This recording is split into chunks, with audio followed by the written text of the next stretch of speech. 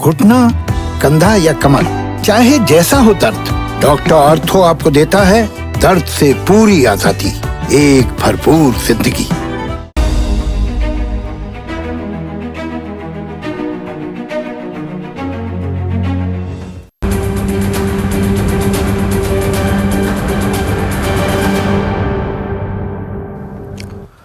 नमस्कार, मैं हूं संदीप चौधरी। आज सबसे बड़ा सवाल में फिर से बात किसान आंदोलन की।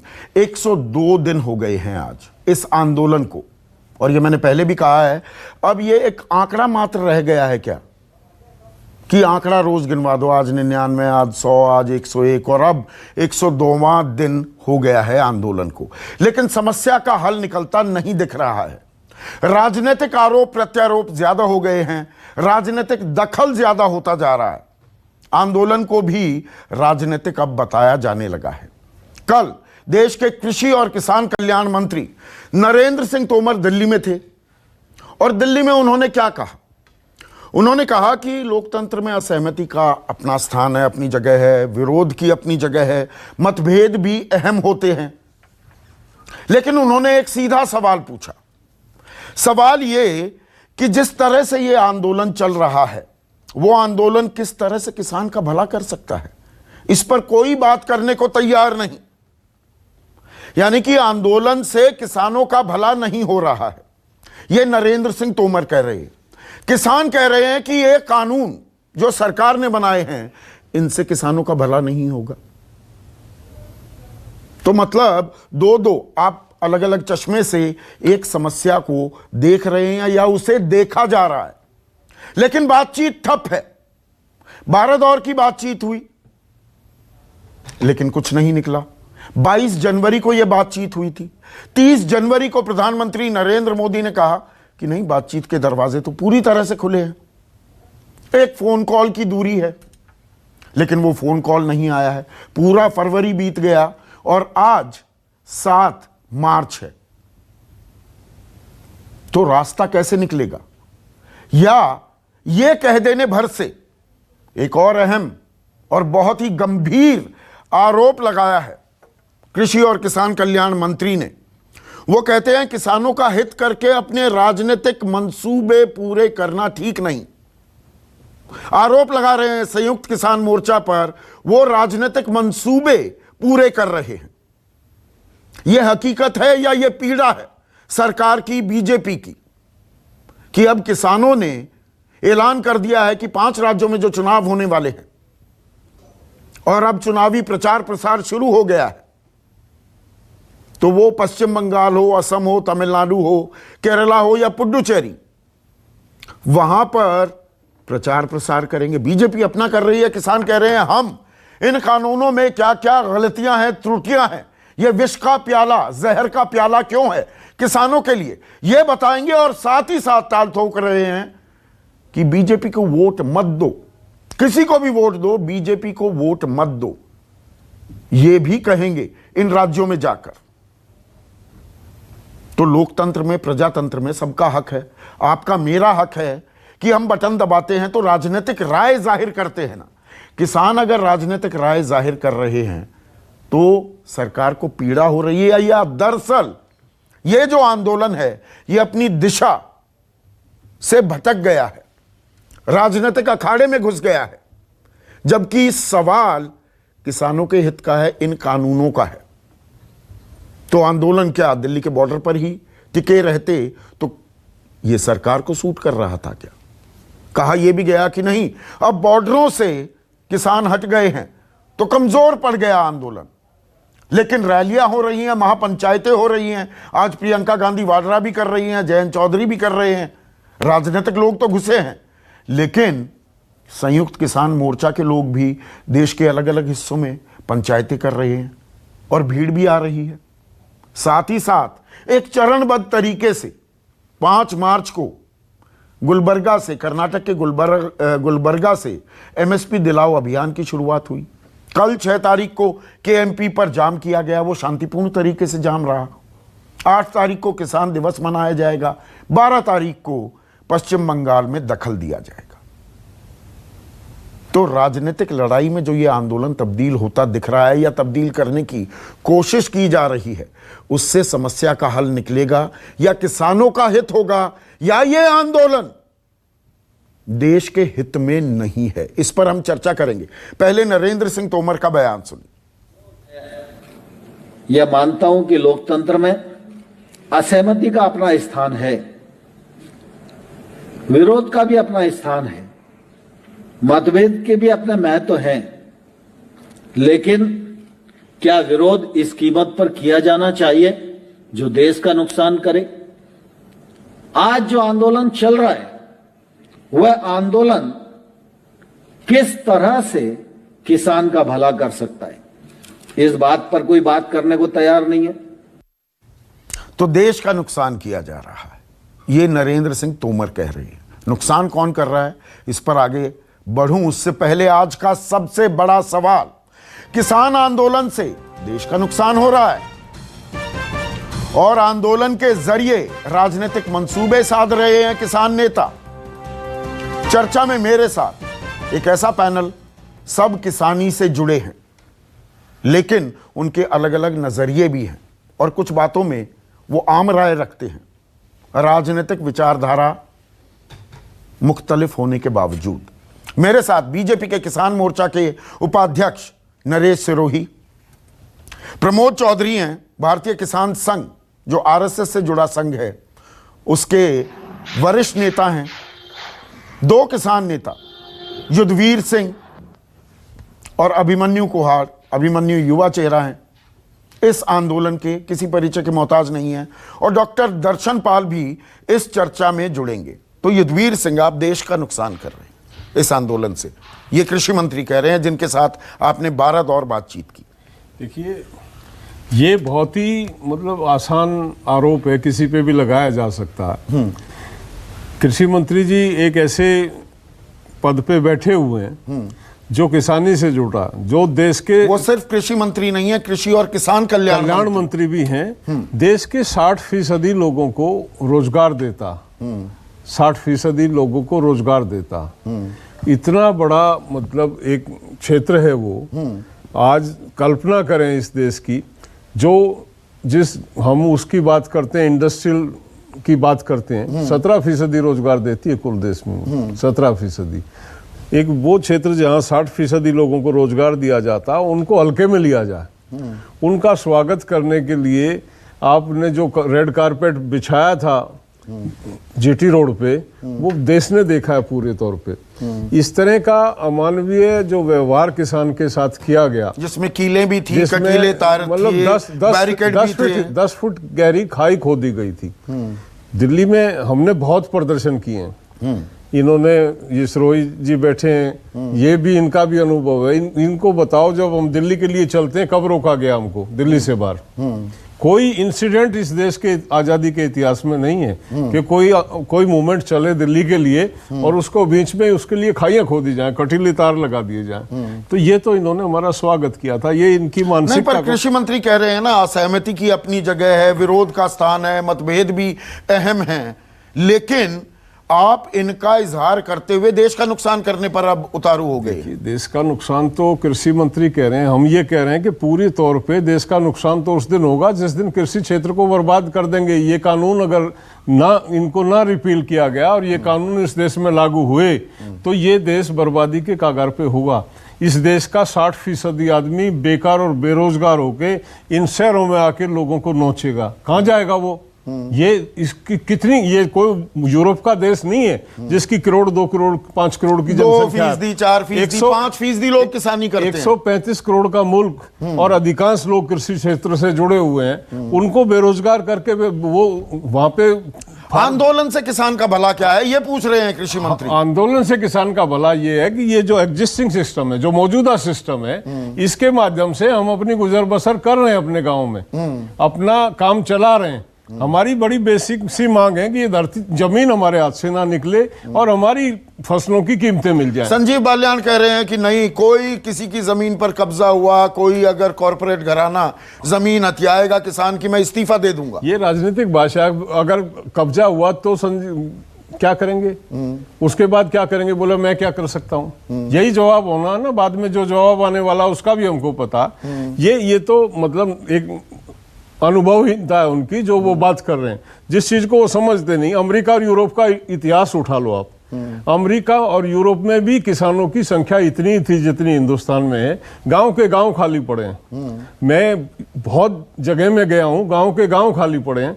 किसी किसी गांव में तो एक आदमी नहीं है, कहीं कोई बुजुर्ग मिल जाते। कहाँ गए बच्चे गए, जमीनें तो सब ले ली बड़ी बड़ी कंपनियों ने, बच्चे मजदूरी करने किसी शहर में गए।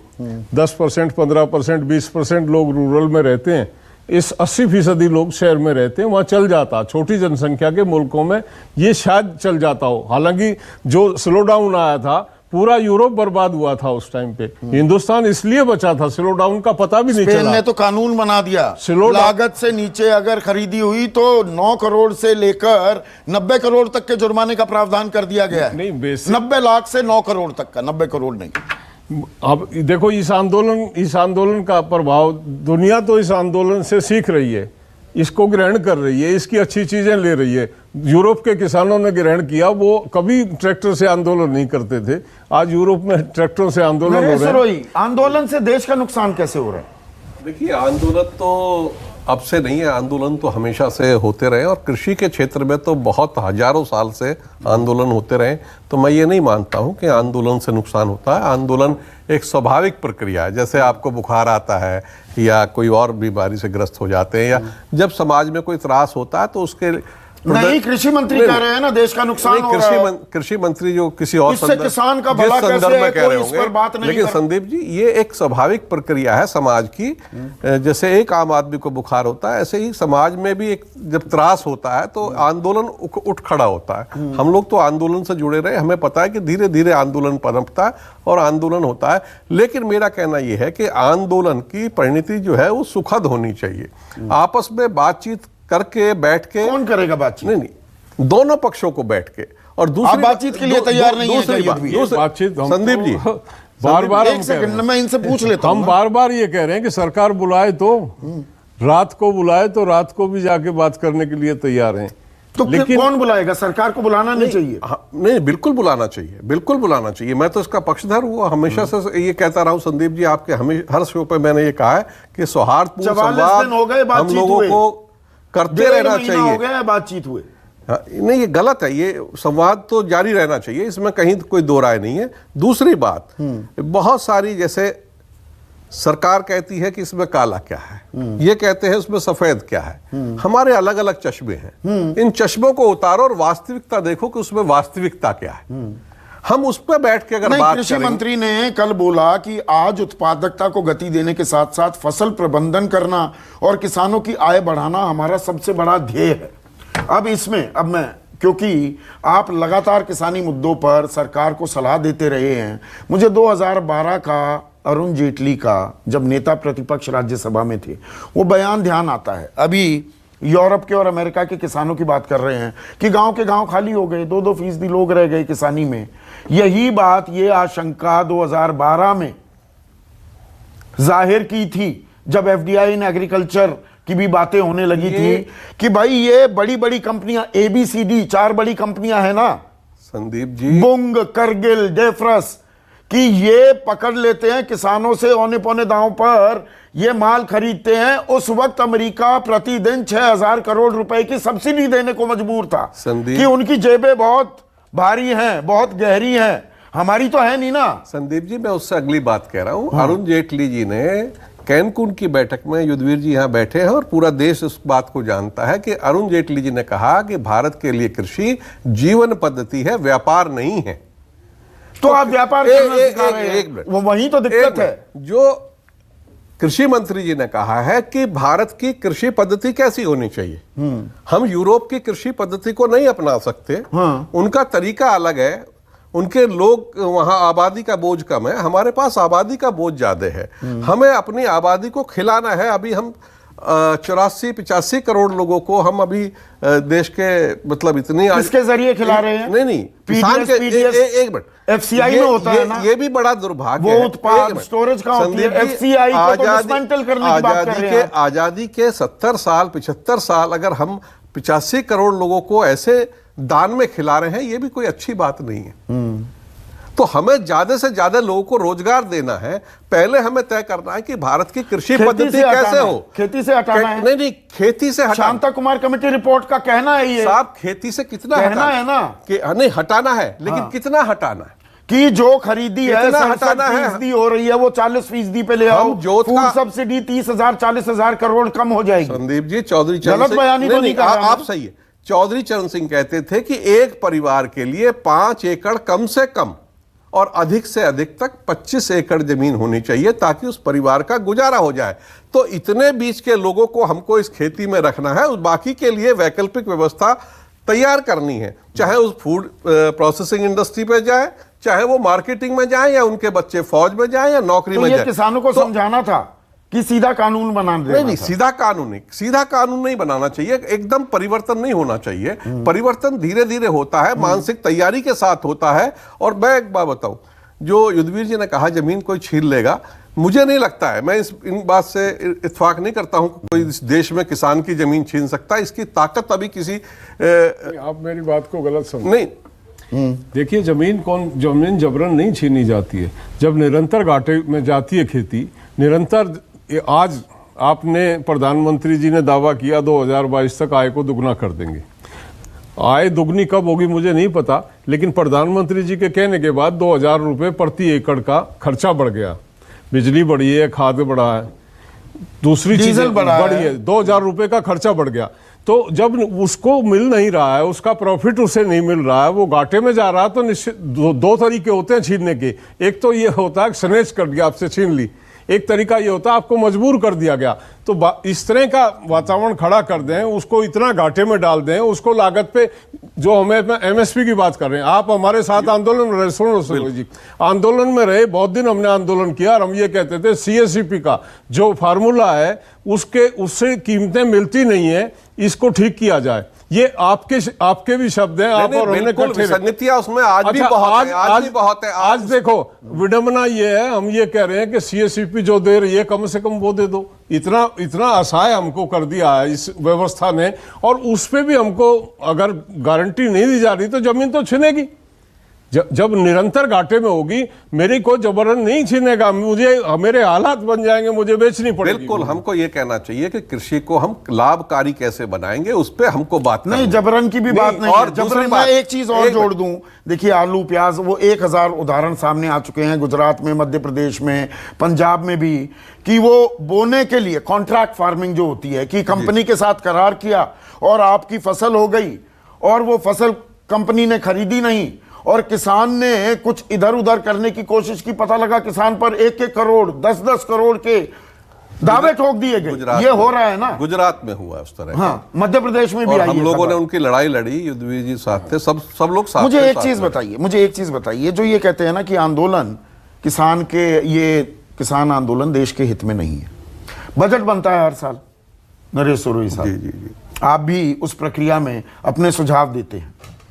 बजट बनते वक्त इस देश में आप देखिए CII, फिक्की, एसोचैम, न जाने कितने बिजनेस चेंबर्स, उनके साथ लगातार मुलाकात होती है। भाई बजट, आपकी उम्मीदें क्या हैं, आपकी अपेक्षाएं क्या हैं, आपकी दरकार क्या है, आपकी परेशानी क्या है। यह कानून बने, किसी ने किसी से पूछा ही नहीं।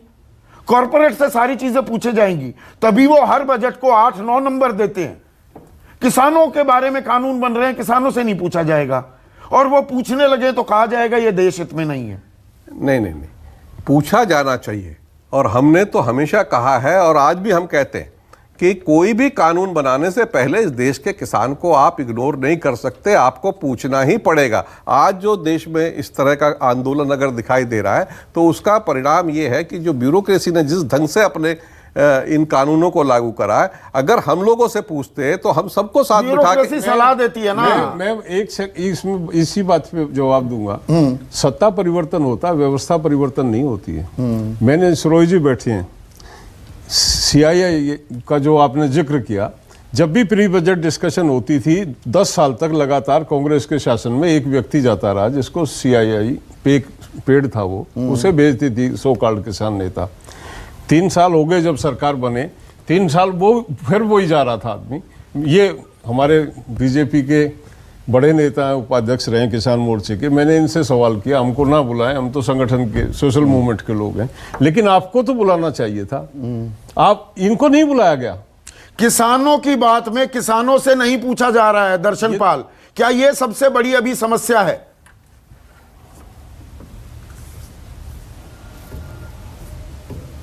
हाँ जी, मुझे तो लगता है कि किसान अगर दिल्ली में आके बैठे हैं, इसका मूल कारण तो यही है।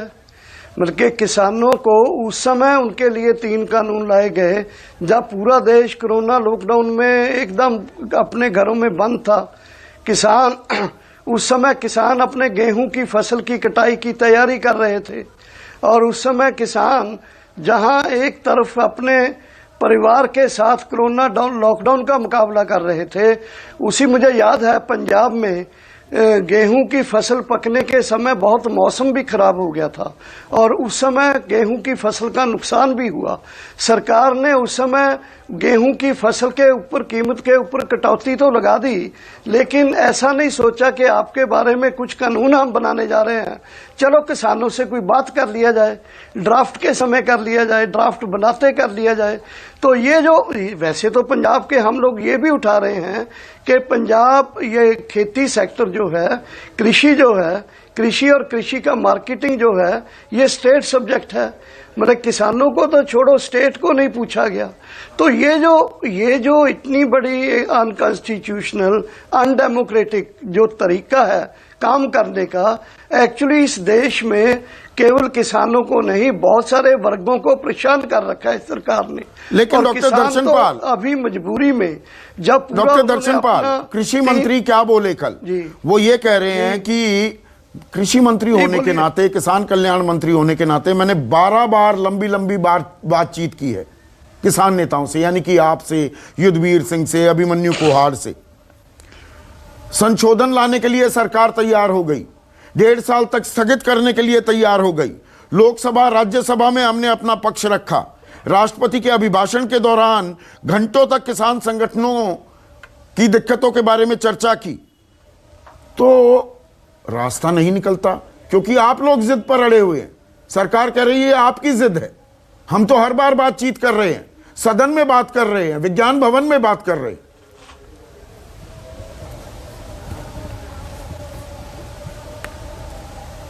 हाँ, नहीं, देखिए बातचीत कर रहे हैं, हम बातचीत के लिए गए हैं, लेकिन ये बात भी सही है कि पहली बात में ही जब हम सेक्रेटरी जी से मिले थे, तभी हमने कहा था कि 3 कानून को रिपील किया जाए, और हर बात 10 बार जो बातचीत हुआ है उसमें सरकार ने रिपील करने के ऊपर आई ही नहीं। सरकार हमेशा ये कहती, सरकार ये मानती, खुद मानी कि ये संशोधन करने के बाद ये तो इसका खोल बच जाएगा, तो खोल को रखने का क्या मकसद है फिर? जब हम कहते हैं कि आपने एक तो अनकॉन्स्टिट्यूशनल अनडेमोक्रेटिक रास्ता अख्तियार किया है, तो इन कानूनों को आप रद्द कीजिए, और उसके बाद आपको अगर कोई चलाना भी है आपने कुछ इस तरह का प्रक्रिया, तो प्रक्रिया को प्रॉपरली किसान संगठनों से बात कीजिए फिर।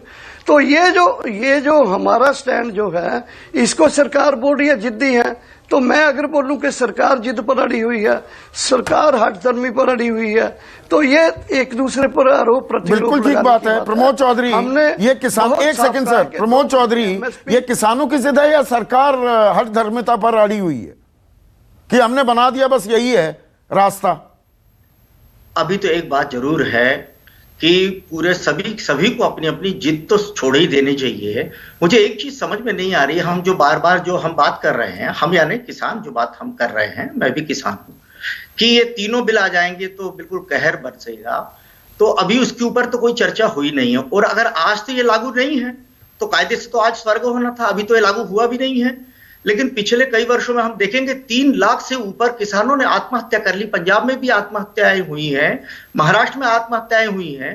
तो ये आज की परिस्थिति, जो घाटे की जो पूरी व्यवस्था है आज किसानी यानी, तो ये तो अभी कोई बगैर इस कानून को लागू हुए ही ये व्यवस्था है। इसी को दूर करने के लिए मान लीजिए सरकार ने ये 3 कानून नहीं, आप बिल्कुल ठीक कह रहे हैं प्रमोद चौधरी। देखिए, जब ये राजनीतिक दल घड़ियाली आंसू बहाने लगते हैं। एमएसपी 1967 से है, कानूनी जामा किसी ने नहीं पहनाया। मैं आ रहा हूं, मैं उसी मुद्दे पे आ रहा हूं। आप अभी एक मिनट में थोड़ा सा दुरुस्त कर दूं आंकड़ा। आप जो 3 लाख किसानों की बात कर रहे हैं, सरकारी आंकड़ा 1996 से जो दर्ज होना शुरू हुआ, एनसीआरबी ने लिखना शुरू किया, वो 4 लाख है। किसान नेता कहते हैं 25 लाख किसानों ने आत्महत्या कर ली है पिछले 25 सालों में। 1 लाख रुपए का कर्ज है हर किसान पर। 8,900 रुपए की मासिक आय है किसान की। 400 रुपए तो एक मजदूर को न्यूनतम वेजेस मिलने का प्रावधान हो गया 1 अक्टूबर 2020 को। मतलब अनस्किल्ड लेबर भी कम से कम 12,000 कमाएगा, किसान यहां पर 8,900 रुपए कमा रहा है। तो व्यवस्था तो चल रही है। ये घड़ियाली आंसू तो बहाए जा रहे हैं, लेकिन बदलाव के नाम पर किसानों से बिना पूछे उनके हित की बात करना भी कितना सार्थक है, मेरा सवाल ये। नहीं, बिल्कुल ठीक है, मैं सहमत हूं आपसे, और ये आंकड़े बिल्कुल सही दिए हैं। और ये क्या है, जो एमएसपी एक ऐसा मुद्दा आ रहा, आज उभर के ये आ रहा है, पूरे देश के सारे किसान और लगभग सारे संगठन इस एक मुद्दे के ऊपर लेकिन सहमत हैं, सारे संगठन सहमत हैं। और मेरा तो ये निवेदन है कि सरकार भी थोड़ा सा नरमी से और इस मुद्दे को लेकर के और सारे किसान संगठनों के साथ में, उनके प्रतिनिधियों के साथ में और बातचीत यदि फ्लोर पे होती है, भारतीय किसान संघ भी उसमें शामिल होगा। और ये जो हम सारे संगठन जो है, हम अपनी बात अभी कुछ नहीं, ये कहना कि इससे देश का नुकसान हो रहा है, ये अहित है देश का। किसानों की ना सुनना देश का कैसे भला कर रहा है? नहीं, आप किसानों की ना सुने हैं और कह रहे हैं कि नहीं जी, ये किसान जो आंदोलन कर रहे हैं इससे देश का नुकसान हो रहा है। किसानों की ना सुन के देश का नुकसान नहीं हो रहा क्या? नहीं, सभी की सुनना तो सबकी पड़ेगी। देश है, ऐसा नहीं, किसी एक व्यक्ति का देश नहीं, हम सबका है और सबकी सुनना पड़ेगी। मेरा वही निवेदन है, सरकार से भी निवेदन है कि किसान संगठन भी और वो सरकार भी और आमने सामने बैठ करके बात करें। और मैं ये नहीं कहता, एक एक मुद्देवार यदि हम बात कर लें और यदि ऐसा लगता है कि भाई वास्तव में और पूरा यदि बिलई वो गड़बड़ है और उसमें बहुत सारी परिवर्तन की आवश्यकता है, तो जब चर्चा होगी तो उसमें सारे मुद्दे सामने आएंगे। लेकिन नहीं, दिक्कत तो है ना बिल में। सरकार अगर संशोधन के लिए तैयार है, 1.5 साल स्थगित करने को तैयार है, तो सरकार मान रही है ना। पहले नीति और नियत की बात थी, गंगा की तरह पवित्र है, पर दिक्कतें हैं इस कानून में, ये तो सरकार ने मान लिया संशोधन के लिए तैयार होकर, 1.5 साल स्थगित करने को तैयार होकर। बराबर। तो अब आमने सामने बैठ के बात करना पड़ेगी। हमें भी अपने कोई जिद लेके न जाए, हम बात तो करें कि अपने क्या है हमारे मुद्दे पर यहां पर अभिमन्यु कोहाड़ कृषि मंत्री ने एक और बात कही। वो ये कह रहे हैं कि किन बिंदुओं पर आपत्ति है, कमी कहां पर है, ये आप लोग नहीं बताते। 12 बार बातचीत हुई, आप भी हर बातचीत में शामिल थे। नहीं, ये तो कमी तो एक सेकंड, अब अभिमन्यु कोहाड़ जी। संदीप जी, मैं इस सवाल का जवाब दूं उससे पहले मैं 2-3 चीजें बताना चाहता हूं। कृषि मंत्री जी ने पूछा कि इस आंदोलन से किसान समाज का भला कैसे हो रहा है, तो 3 प्रमुख बिंदु हैं। 25 सालों में 4 लाख से अधिक किसानों ने आत्महत्या की है, उसके बावजूद किसान समाज एक मंच पे नहीं आ पा रहा था।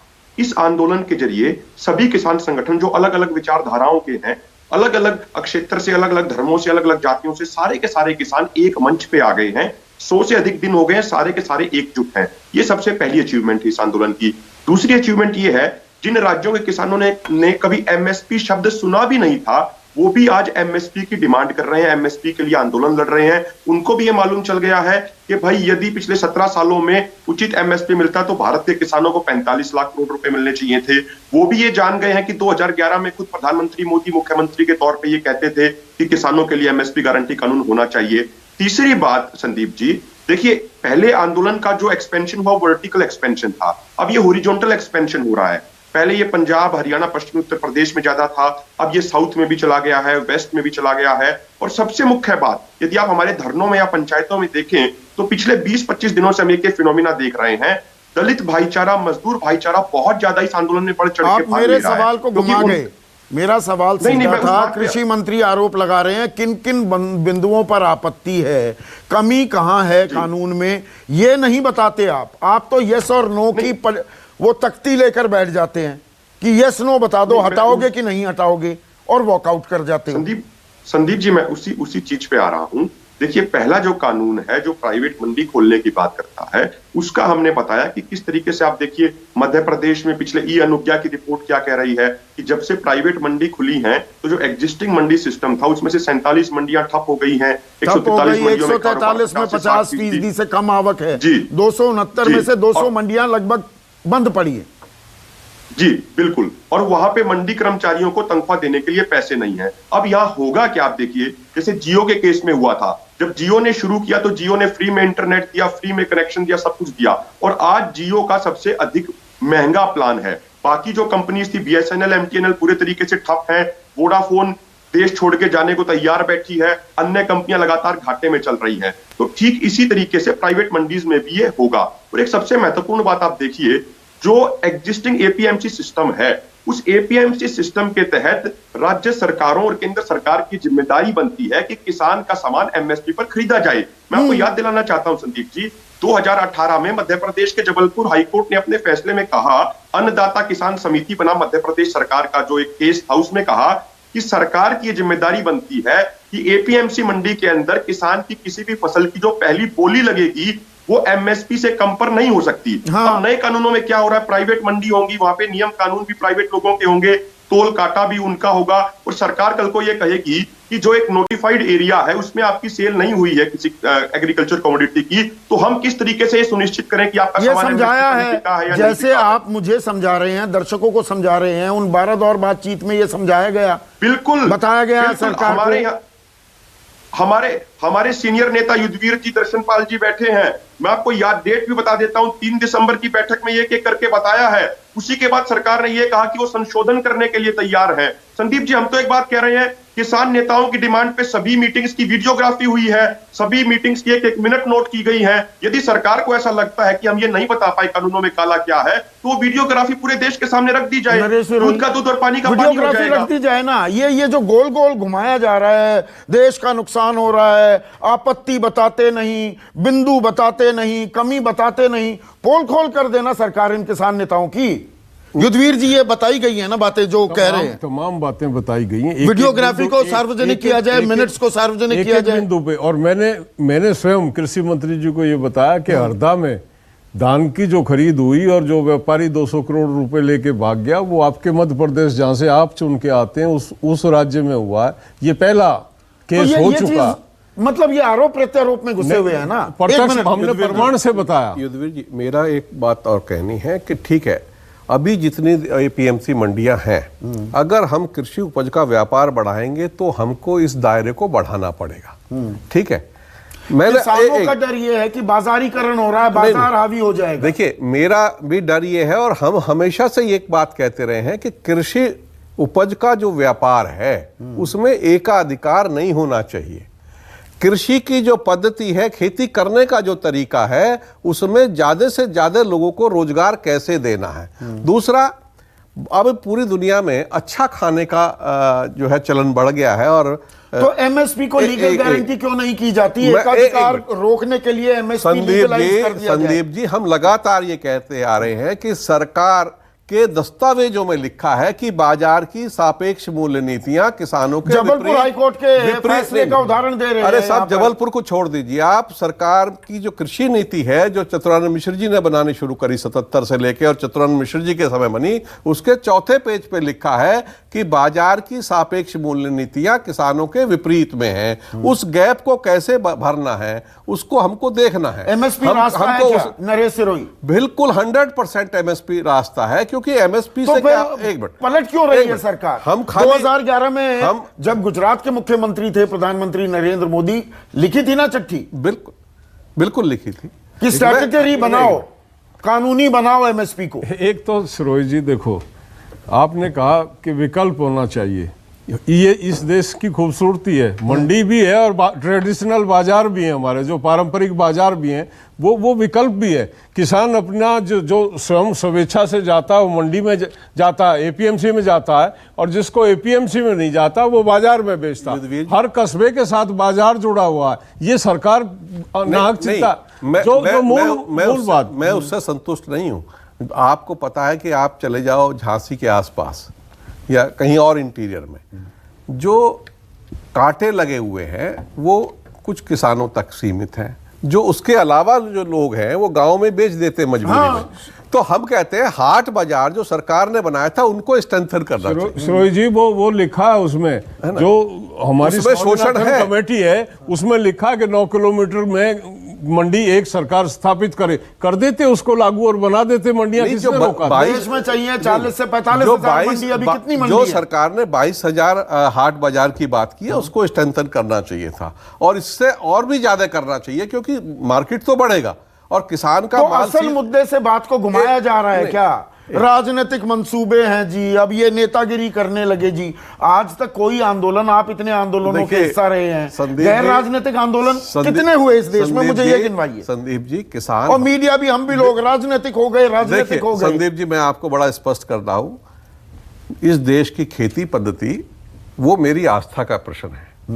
किसान से भी पहले मेरे लिए उस देश की कृषि पद्धति को बचाना। अटल बिहारी वाजपेयी जब देश के, एक मिनट मैं रोक रहा हूं, अटल बिहारी वाजपेयी जब नेता विपक्ष थे और किसान आंदोलन हो रहा था, मैं अर्ली 90s की बात कर रहा हूं, वो भाषण ध्यान है ना आपको? देखा क्या बोला था अटल बिहारी वाजपेयी ने? आप बोल दीजिए, बताइए ना, दर्शकों को बताइए क्या बोला था। एक मिनट, आंदोलन हक है, किसानों को हल्के में मत लीजिएगा। अरे साहब, ये ललकार थी ना सुनो, अटल बिहारी वाजपेयी। अटल जी ने जो बोला था वो तो हमने किया था, बोला था ना। हम पे तो 36 मुकदमे रहे, हम पे तो रासुका लगी है, हम तो जेल गए, हम अपने लिए तो नहीं गए, ये सब बैठे साथ में, पूरे देश के तो किसान नेता मतलब बैठे। सत्ता पक्ष में आते ही सबकी बोली बदल जाती है। सत्ता पक्ष में किसानों का दर्द बड़ा समझ में आता है। जब हम आंदोलन करते थे, ये इशू थे और इन्हीं को लेके हम आंदोलन करते थे। आप उपाध्यक्ष थे और ओम प्रकाश धनखड़ जी अध्यक्ष थे। हम तो आंदोलन कम से कम कपड़े पहन के तो करते थे, ये तो कपड़ा कुर्ता निकाल के। ओपी धनखड़ मुझे अच्छी तरह ध्यान है, नंगे बदन इन्हीं विषयों को लेके आंदोलन करते थे, जिन पे आज हम आंदोलन नहीं था। तब किसानों की आवाज उठाना जायज था, आज वो देश हित में नहीं है। देखिए संदीप जी, जब भी जायज था, अब भी जायज है, आगे भी जायज रहेगा। किसानों के पेट का सवाल है, इसमें सरकारों का सवाल नहीं। पर यहां पर एक चीज है, राजनीतिक मंसूबे हो गए क्या दर्शनपाल जी आप लोगों के? अब आप 12 तारीख को पहुंच जाएंगे कोलकाता में, तो 11 की रात को गुरुद्वारा में बिताकर। देखिए एमएसपी राजनीतिक मंसूबे अख्तियार कर लिया आप लोगों ने। वो ठीक बात है आपका, लेकिन नहीं राजनीतिक तो फिर उसी दिन बोलना चाहिए था जिस दिन ये 3 कानून आए थे। तभी ऑल इंडिया किसान संघर्ष कोऑर्डिनेशन कमेटी ने पूरे देश के किसानों को कॉल किया था, BJP and allied forces of NDA को उनके घर के सामने, दफ्तर के सामने जाओ, प्रोटेस्ट करो, सामाजिक बाइकआउट करो, ब्लैक फ्लैग्स दिखाओ। तो ये जो उस दिन से किया था, तो तब भी कोई बोल सकता है कि कांग्रेस को क्यों नहीं, दूसरी पार्टियों को क्यों नहीं, बीजेपी अलाइड फोर्सेस को क्यों? ये तो ये जो बंगाल का इलेक्शन का या दूसरा बात है, ये तो फॉर्म में चेंज है, पॉलिटिकल वातावरण में। हम जब ऑलरेडी बीजेपी और अलाइड फोर्सेस को टारगेट किए हुए हैं, अभी हरियाणा में हम कॉल दे रहे हैं कि हरियाणा में जो नो कॉन्फिडेंस मोशन आएगा उसको हम एमएलएस को बोलने जा रहे हैं, रिटर्न चिट्ठी देंगे 9 तारीख तक के 10 तारीख को नो कॉन्फिडेंस मोशन को सपोर्ट करो, सरकार को गिराओ। ये राजनीति नहीं है। ये राजनीति नहीं तो क्या है फिर? सत्ता जो है दर्शनपाल जी, राजनीति नहीं तो क्या है? करती है ये एक नहीं, बिल्कुल नहीं। ये अपने इश्यूज को फोकस करके उस राजनीतिक पार्टी को जो उस समय राज मशीनरी को चला रही है उस पर प्रेशर डालने का एक तरीका है, ये राजनीति नहीं है। इसको राजनीतिक टूल हम बोल सकते हैं कि राजनीतिक टूल भी हम यूज कर रहे हैं। रोड ब्लॉक करना एक चीज है, धरना लगाना दूसरी चीज है, उस पार्टी के खिलाफ प्रोटेस्ट करना तीसरी चीज है, उस पार्टी को इलेक्शंस में लोगों को बोलना जाके कि इस पार्टी को आप रिजेक्ट करो, सजा दो, इसको पनिश करो, क्योंकि आपके पास अभी टाइम है, हक है। तो किसानों को, जनता को ये बोलना राजनीति बिल्कुल नहीं है। रिस्पॉन्ड कर रहे हैं, एक मिनट किसान लीडर एक राजनीति कैसे है ये? देखिए, ये आपको मतलब ऐसा नहीं है कि मैं कोई दुबा छुपी बात कर रहा हूं। ना। जब से उदारीकरण का दौर शुरू हुआ और कांग्रेस उस वक्त सत्ता में थी, तो हमने और वामपंथियों ने मिलके एक साथ आंदोलन लड़े। राइट और लेफ्ट साथ आ गए थे, लेफ्ट और राइट। हाँ। लेकिन कभी विचारधाराओं को उसमें शामिल नहीं किया। मैं राष्ट्रवादी हूं, राष्ट्रवाद विचारधारा के प्रति मेरा पूरा सम्मान है, मैंने उसको अपने साथ रखा। इन्होंने वामपंथ की विचारधारा को साथ रखा और किसान के पेट के लिए और देश की खेती बाड़ी के लिए हम लोगों ने मिलकर साथ लड़ा। हमने कभी उसमें, बहुत सारे कांग्रेस भी मित्र भी थे, अंदर खाने जुड़े रहते थे, लेकिन हमने कभी विचारधाराओं को टच नहीं किया। इस आंदोलन में इन लोगों ने ये जरूर क्या मतलब विचारधारा कैसे टच कर दी? इन्होंने पर्सनल सरकार पे और विचारधारा पे, मैं आपको इनके पोस्टर दिखाऊंगा इस आंदोलन में इन्होंने क्या किया। वो नहीं करना चाहिए था।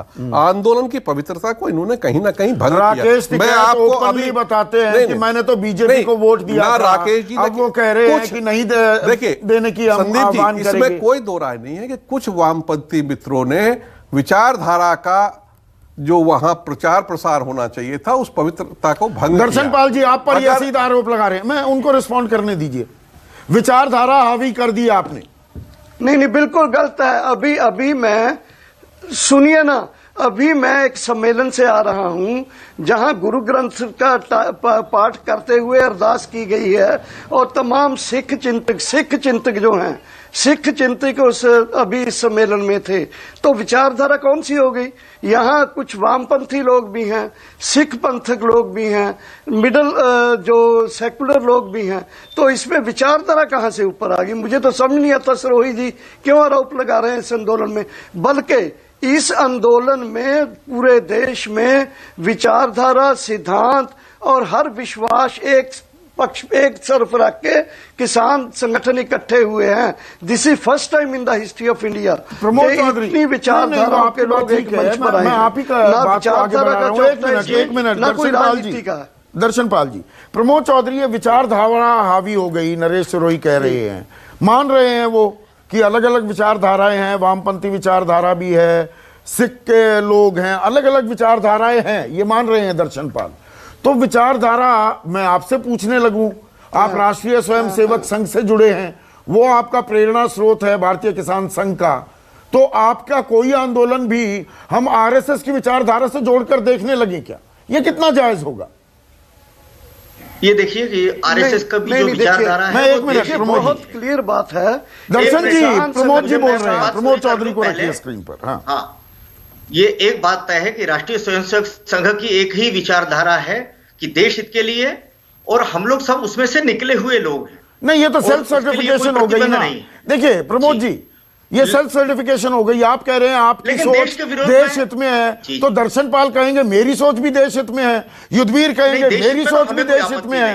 ये तो सेल्फ सर्टिफिकेशन हो गया कि मेरी विचारधारा देश हित में है, तो दूसरे की विचारधारा कैसे नहीं है देश हित में?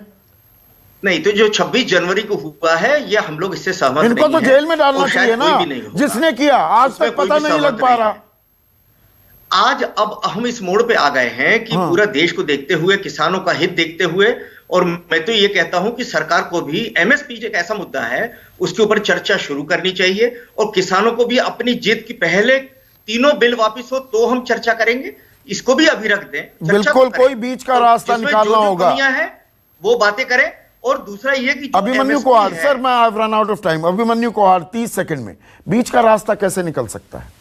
मैं लगातार इस दीवार की बात कर रहा हूं, सरकार और आपके बीच। संदीप जी, जो सबसे बड़ा संकट देश में है वो है विश्वास का संकट। हमें इतनी बार ठगा गया है, इतनी बार लूटा गया है कि आज के दिन किसान समाज किसी भी राजनीतिक पार्टी पे विश्वास करने को तैयार नहीं है, चाहे कांग्रेस हो, बीजेपी हो, यूपीए हो, एनडीए हो, कोई भी हो। सबसे पहले जो ये अविश्वास का माहौल है, इसको खत्म किया जाना चाहिए। और इसके लिए सबसे जरूरी बात यह है कि जो भाजपा के प्रवक्ता टीवी पे आके हमें अलग अलग उपाधि देते हैं, कभी आतंकवादी बोलते हैं, कभी खालिस्तानी बोलते हैं, कभी नक्सलवादी बोलते हैं, ये चीज बंद होनी चाहिए। और एक अंतिम बात संदीप जी मैं कहना चाहूंगा, 10 सेकंड में 250 से अधिक किसान शहीद हो चुके हैं। बीजेपी के लोग उनकी शहादत का अपमान करते हैं, और हमारे यहाँ पे प्रमोद चौधरी जी कह रहे हैं ये देश हित की बात कर रहे हैं। क्या ये देश हित है कि देश का अन्नदाता शहादत दे रहा हो और राजनेता लोग उसका मजाक उड़ाएं? ये देश हित तो नहीं है। और तो भरोसे की कमी, जो अहम बात आपने कही अभिमन्यु कोहाड़, भरोसे की कमी, एक ट्रस्ट डेफिसिट है दोनों तरफ से।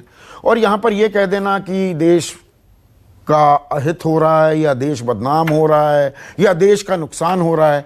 किसान भी तो इसी देश के हैं ना। जब अर्थव्यवस्था 23.9% का गोता लगाती है तो अपने मजबूत कांधों पर किसानों ने ही इस अर्थव्यवस्था को संभाला। तो अगर उनको उनकी मेहनत की माकूल कीमत मिल जाए, जायज लाभकारी मूल्य मिल जाए, तो इसमें देश का अहित कैसे है? ये सभी को सोचना होगा और रास्ता निकालना होगा। इसी उम्मीद के साथ आज सबसे बड़ा सवाल में बस इतना ही। नमस्कार। खास जड़ी बूटियों से बना पेट सफा आयुर्वेदिक चूर्ण आज ही ले आएं। पेट सफा पहली रात से ही असर दिखाता है और इसकी आदत भी नहीं पड़ती। पेट सफा, हर रोग दफा।